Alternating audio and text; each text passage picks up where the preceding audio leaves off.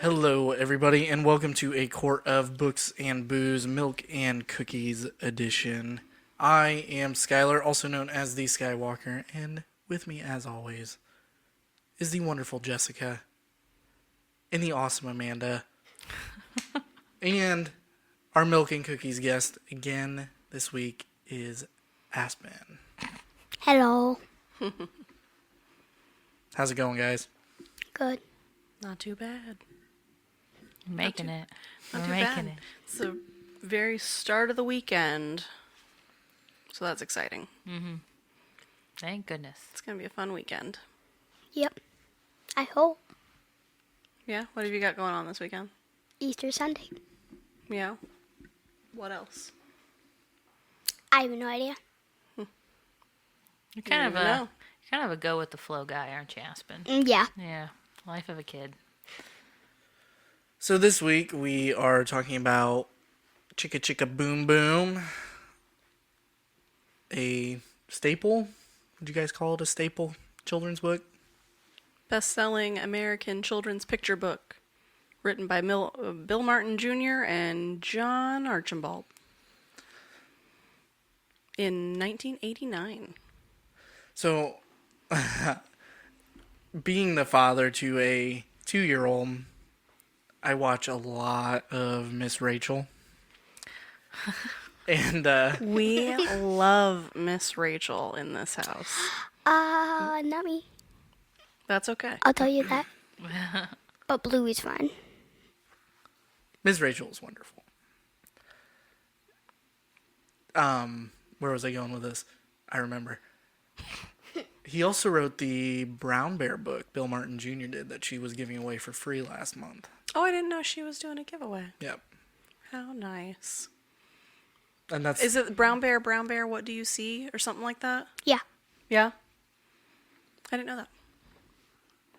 I don't know. They're completely different art styles, so I didn't realize. But that's and cool. There's like, polar bear, what do you see? Or what do you hear, or something like that. Yeah. That sounds right. I just thought that was Cool. interesting. When I picked up Chicka Chicka Boom Boom, 2 weeks ago when we first sat down to try to record this, I was like, oh, Bill Martin Jr., I'm pretty sure he wrote the book Miss Rachel's giving away. And 2 weeks ago, we couldn't because it was raining. You know, me and my household of no children, I've never watched Miss Rachel. I know who Miss Rachel is. But I think, like, when I'm around you guys, I get a lot of Mickey Mouse, Yeah. Bluey, Yep. Aspen with you. Sometimes it's like Power Rangers or something like that. Sometimes. Naruto. Half of the time, too. I don't think I've watched Naruto with you, actually. No, you just watch it with your husband? I just watch it with my husband. Your brother. What an ongoing Saint joke that's Nicholas. been. Saint Nicholas, you're right. Yeah. But yeah, honestly, sometimes I think the kids shows are more for the adults. I swear. Bluey. My My dad loved Bluey, so. Okay, so it's taken me just a couple minutes here, because I had to look up the Brown Bear, What Do You See book, who you said was authored by the same author, Bill Martin Jr. And it threw me off, because I'm like, I swore I thought that was authored by somebody else, and it just didn't click. But it's co-authored with Eric Carle, which makes absolute sense to me, who does, is it The Very Hungry Caterpillar? Oh, and yeah. And the brown bear and the polar bear and he I'm does not- a bunch of those books. I'm not sure if it's the polar bear, but I'm pretty sure it's the polar bear, but I'm not sure It at is. the exact same time. Yep, it is. It's a blue background with a white polar bear on it. Yep. I thought so. Because I read that. I'm sure some of those are ones that we will get to also. Mm-hmm. But at this point in time, today is Chicka Chicka Boom Boom. It's an alphabetical story. There's not really like a lesson in the book. What happens? Like, what do we start with? The alphabet, so it's the alphabet going up a coconut tree. Like, each letter is going up on Yes. its own? Okay. It goes in like groups of 3 or 2 or 4. Yeah. So all these letters are just going up to the up in the coconut tree. Yes. Okay. And then what happens? And then they have like a race. Oh. Whoever gets to the top of the coconut tree first is like the winner. And then a lot of the alphabetical letters, What happens to them? a lot of them get like messed up, hurt, or something like that.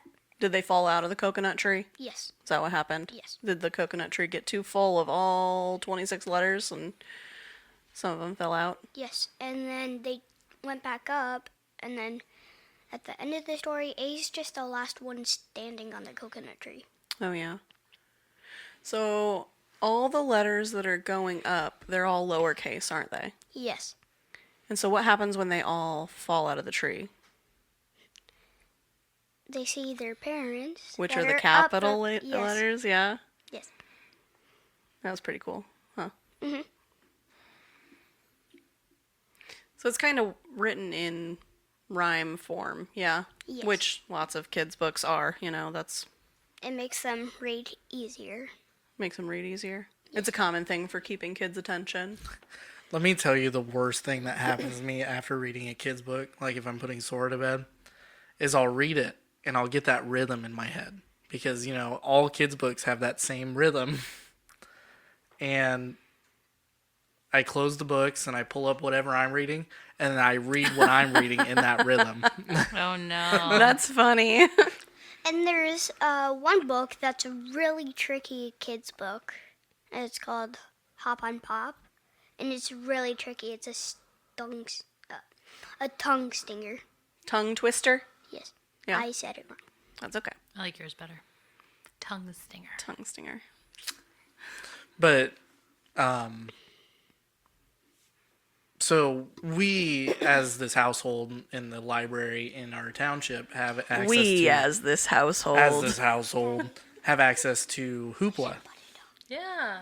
And Hoopla actually has the sequel to this book, and it's Chicka Chicka 1, 2, 3. Which I didn't know existed until you mentioned that the Wait, other day. Yeah, what? I didn't know that either. But Hoopla has the sing-song version of it. Oh wow. Yeah. So you discovered that with children's books, Hoopla will read them to you, Oh, it's fantastic. right? Yep. It's like an audio and a digital book all in one.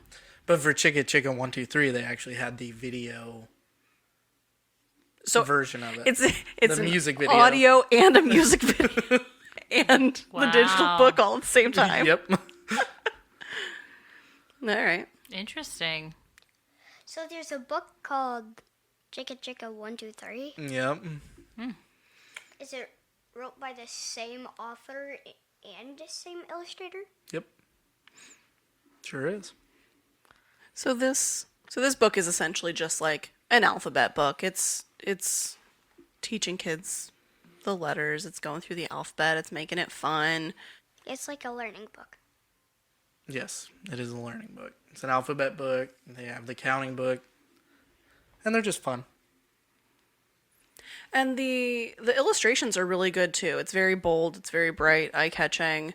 I remember reading this when I was a kid, and what I always loved about it was the part where the coconut tree got too full and they all fell out of it, because then it goes into like, I can't even remember. It was like, it talks about like the I is all twisted up and the N has a skin knee and like, and so it shows the little letters all with these little quirks to them or injuries or, whatever, but Yeah. it makes them, it makes it funny. But that's the part that I remembered most from reading as a kid, because that they looked all funny when they fell out of the tree. And P, when he gets hurt, he has a black eye. Oh yeah, Yeah. black-eyed pea. Loose tooth T. L think is tied in a knot. Oh, I thought it was I. It was L. Yeah, you're right. And I don't remember what letters are mixed together. Oh yeah, there were some that were, Mixed. yeah, all tangled up in knots. And E, stubbed toe. Yeah. So all these little lowercase letters Just fell out of the tree, got hurt, and their capital letter parents came and made them feel better, and they all got to go back up in the tree at nighttime and see the full moon. I Well, think is what ends the book. the only one was A that went up to the coconut tree at night. Oh, okay. Why were you looking up Chicka Chicka Boom Boom on Hoopla? So I'm gonna be totally honest with you. I've never read this book. What? Yeah, I Wait, thought I'd read it. What? I didn't read it. So when we're sitting here last weekend and I was thinking about it, I was like, no, I've never read Chicka Chicka Boom Boom. So my first time reading it was while we were waiting to record on Friday when all that rain came in and couldn't record. But I was looking for Chicka Chicka Boom Boom on Hoopla. They didn't have it. Because Only Chicka Chicka 1, 2, 3. Because you didn't want to physically read it to Sora, and you wanted Hoopla to read it for you. That's what it sounds like to me. I see Same the book here. sitting right there. Yeah. Coming at you, Sky. You remember this is the podcast where we roast each other, right? Oh yeah. This is the reading podcast. You have to read. Okay, graphic audio listeners out there. Did you not see me the other night reading my book along to the graphic audio, reading it to me? Isn't it interesting? Because there's some things like you have to skip because they play it in the background instead of See? describing it. Amanda does it too. Yeah, 100%. 100%. He looked at me like, "What are you doing?" No, I did it with the first book, and I'm for sure doing it with the second one. It's but so good. yeah, and so there's times where I'm just like, oh wait, hang on. Yeah. The first book. Just the Yeah. book that we're reading right now as the main podcast. Yeah. But So that's what you wanted out of this. The graphic audio sing-along version. I get it. you wanted someone to sing along with you while you sang it to Sora. Let me tell you, if every book had a graphic audio, I would be in heaven. Absolutely. Yeah, for sure. So, what'd you think of the book, Aspen? 2.5 stars. I'm just kidding. It's pretty good. Yeah. Do you think you liked it better when you were littler? Yes. What do you think is the best age to read this book? Is it 8 like you are right now? No. No. Are you a little too old? Growing out of that at that point? Ages 2 to 5. Yeah. 2 to 6. Okay. I think that's fair. I think that's right in peak letter learning age. So I think that's a smart answer. I thought he was like gonna come out and say something super wise, like he does sometimes. Be like, age is just a number. I mean, it is. I swear, sometimes children are smarter than adults, and they'll just come out and say the smartest things. You're like, you know what? You're right. Perspective. But what you said is also correct. That's how we're gonna end these episodes. Is words Age is of just a wisdom from number. children. Yeah. So what would you rate it, Aspen? What do you mean by like stars? Yeah. Out of 5. Out of 5. Why not out of 10? Because the last time you were on and we did The Giving Tree. The Giving Tree, you rated it 5 stars. So what do you rate Chicka Chicka Boom Boom? 4.7 stars. Okay. 4.75. 4.7 stars. Quarter Skyler. points make sense, okay? It would make sense if we didn't do 10th points. We Yeah. we would have had to have just No, you know what? picked. Next book, I'm going like a 3.33124. I'm rating it pi. But I mean, you know, if we base our rating systems off the Goodreads 5 stars, they do like 4.83s. Goodreads does not have the best rating system, I'll tell you. You can't even do a half or a quarter star on it. That's my big beef with Goodreads. Can you do it on the desktop version? No, you can't. So how do they get 4.83 for books? Sky, some people rate it 4, some people rate it 5. You do an average. It's math. That's not how math works. Exactly how math works. Apparently, I need to read Chicka Chicka 1, 2, 3 Apparently. again. And apparently... Hey, it's okay because Hoopla has the sing-along version. You can watch the music video. It'll teach you geometry. You guys are making me feel like Nick today. I can't weed. Only little critter. I've got Berenstain Bears out there. Jess, what do you rate Chicka Chicka Boom Boom?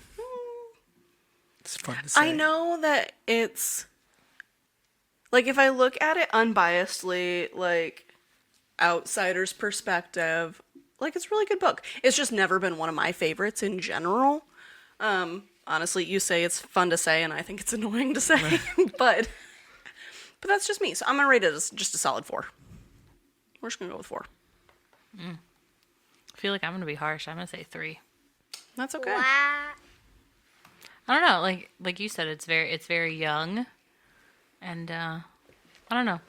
Just I did read it as a kid, and I think it's one that I remember well. But yeah, I don't know. I'm good with a 3. Man, I kind of want to back off to a 3.5. Do it. I'm gonna. It's your podcast. Do what you want. We can make the rules. Go for it, Sky. I'm right with Amanda. It's for me, it's a solid 3. It's fun when you have young kids, but you know, once somebody hits that 6+, I think it really kind of loses its flavor. Yeah. But I mean, it's fantastic for those really little readers. Because it is. It's got that catch to it, you know. Chicka Chicka Yep. Boom Boom. It's a very quick read, which is great because for the littlest readers, it's keeping that very short attention span that they have. So, Solid. yeah. All right. Aspen, what cookie did you have today?